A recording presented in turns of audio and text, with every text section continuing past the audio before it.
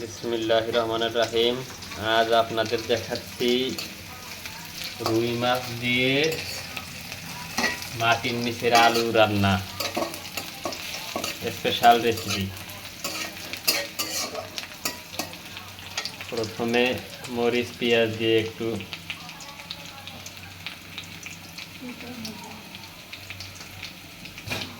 নাড়াচাড়া করে নিতে হবে।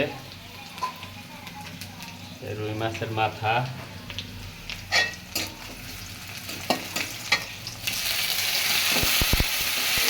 মশলা আর মরিচ বাটা দিয়ে নিলাম, দিয়ে নাড়তে হবে।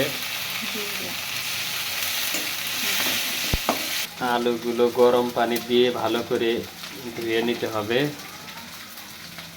কষানোর পরে মরিচের গুঁড়া দিতে হবে।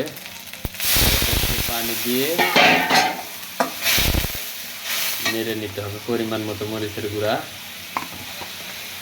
এখন আর একটু হলুদের গুঁড়া দিতে হবে পরিমাণ মতো। ভালো করে নেড়ে ছেড়ে এখন ভালো করে কষানোর পর রুই মাছ দিয়ে ভালো করে কষিয়ে নিতে হবে।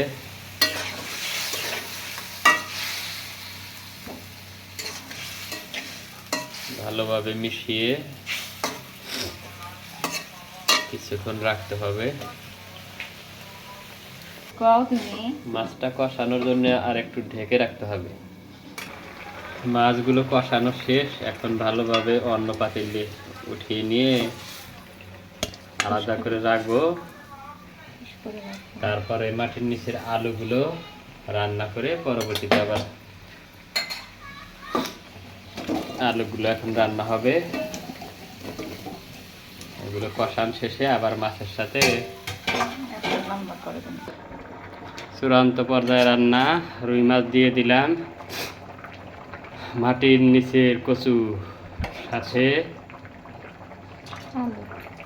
মাটির নিচের আলু সাথে রুই মাছের মাথা দিয়ে স্পেশাল রেসিপি। আর একটু পরেই